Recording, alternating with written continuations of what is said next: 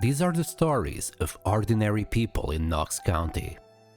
People who were not immune to the airborne strain. They hid in familiar places where they believed they'd be safe, with supplies lasting for months, hoping that would be enough to outlive the zombie outbreak. But it wasn't. They were forced to emerge from their sanctuaries into a world ravaged by zombies and looted by survivors immune to the airborne strain. All they could do was try to survive in this ruthless world, scavenging for whatever scraps of loot were left behind, doing their best not to breathe in the virus. This is the story of Yvonne Hawks. Yvonne used to be a burger flipper in West Point. When the news broke about the airborne virus, she hid in the basement of her workplace. With plenty of food to last a few months, Yvonne laid low for as long as she could, but as her supplies dwindled, it was time to face the outside world in search of more. She started by checking the restaurant, hoping something had been left behind. The freezing cold winter reminded her she needed better clothing to survive.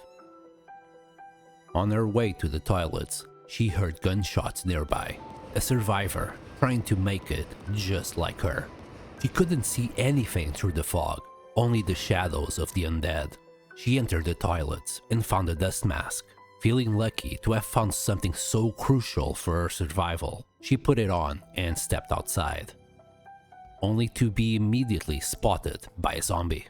Unarmed, but desperately needing more clothes, she faced the danger and decided to use her shoes as weapons. She got startled when the second zombie appeared.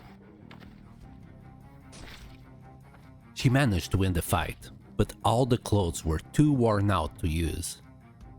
She grabbed the belt and moved on. Coming across a blockade, she spotted a former police officer with a shotgun on its back. Desperate for a means to defend herself, she fought to try and acquire the weapon.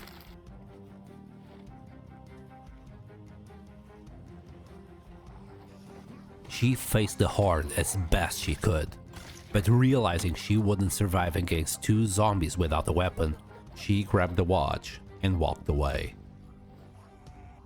The weapon had no ammo, but it was something she might be able to use in the future.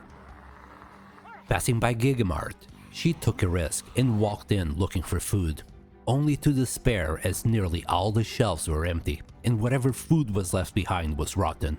She grabbed what she could that was still edible, but without a way to open the cans, she wasn't out of the woods yet. On her way out, she tried to take a trolley with her, but the zombie prevented her, and she left the place mostly empty-handed. Feeling colder by the second, panicked, and wanting to be inside a safe place, she decided to go to the pharmacy. Her mask was wearing out, and she could really use some extra masks. The pharmacy was flooded with zombies. Yvonne tried to get a quick glimpse at the shelves while fending off the undead, hoping to find masks.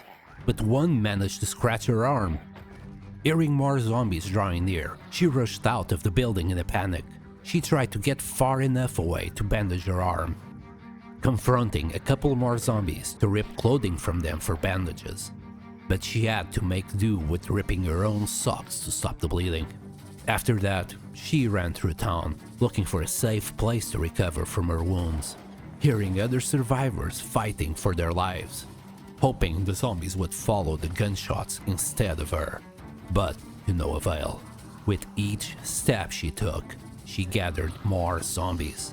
Yvonne had a huge horde behind her, so she tried to lose them by using a house, unfortunately picking the wrong house.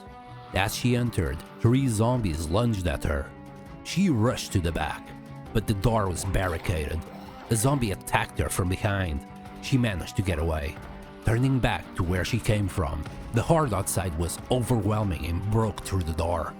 Without a choice, she ran upstairs to jump through a window, but she had to get past the zombie to reach a safe one. In a panic, her hand slipped, and the door closed in her face as she tried to open it, getting bitten again.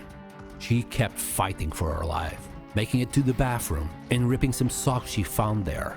But the zombies broke through the door too quickly. She had to jump before she could bandage herself. Feeling faint, with pain all over her body and adrenaline numbing it, she started bandaging her hand before realizing she had a laceration on her neck. She succumbed to her wounds, turning into one of them shortly after. This was a common occurrence throughout the county at this moment in time, as people ran out of food and were forced to search for more. Yvonne worked with Yuko, but Yuko decided to hide in the office area. With ample space to hide and lots of food, she spent her days in hiding inside the building, never going downstairs to avoid being spotted. Until one day, she just had to go. She didn't have any more food to eat. She rummaged through the building and found the only weapon she could, a pen, and ripped her mom's old socks to make a mask. She was filled with determination to survive, resolved to do whatever it took to make it out there. A zombie spotted her before she even had a chance to step outside. She stole its watch and jacket for warmth, as she had been using curtains and cardboard to keep warm while laying low in her summer clothes. But another zombie came in, attracted by the noise and the smell of death in the air. She took whatever clothes she could from their bodies, including the undead socks, making her wonder what kind of life this was now, making her unhappy. She read one more book before she left the building to get that thought out of her head. It was foggy outside, with the moans of the dead surrounding her.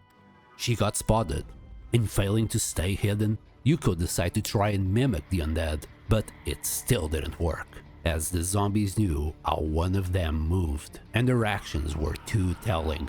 She tried to use a restaurant to lose the horde, only to find herself in the middle of town, surrounded by an even bigger horde. She kept running through the streets until she finally caught her breath and found herself where Yvonne had just been, the pharmacy. She took a closer look, making sure she stood still like the zombies more often to avoid attracting attention. Yuko tried to find a way in. Everything was shut or covered by zombies. Eventually, she was brave enough to remove broken glass to get into the pharmacy. Zombies didn't spot her at first, but as she mimicked them and moved, one chased her. Fortunately, being just one zombie, she was able to fight it. She looked through the empty pharmacy for anything she could use, fighting off the zombies that tried to get her one at a time, but all she found was a single mask in the back. Grateful for the upgrade from using a sock as a mask, she put it on. Checking the back room, she found her first weapon, a plunger. Going back to the magazine stands, she made a paper hat, remembering the cardboard boxes that helped her stay warm up until now, staving off the cold a little bit more. As Yuko got back to the street, zombies saw her open the door. They knew it wasn't something their kind usually did, so they started chasing her.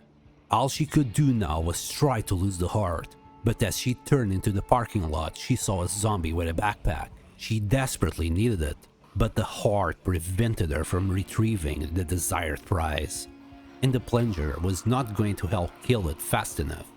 She ran around the building, losing the zombies that followed her, and checked back to see if she could somehow sneak in for a kill and leave. But the horde surrounding it discouraged her, and she roamed the town, looking for a safe place to sleep through the night. Eventually, the worst happened, as she got spotted yet again. Yuko ran through the town in a panic, barely seeing anything in front of her due to the intense fog. Not realizing her mask had worn off, she looked back to see if her pursuers were still on her, allowing them to get too close. She died from the virus as she got infected.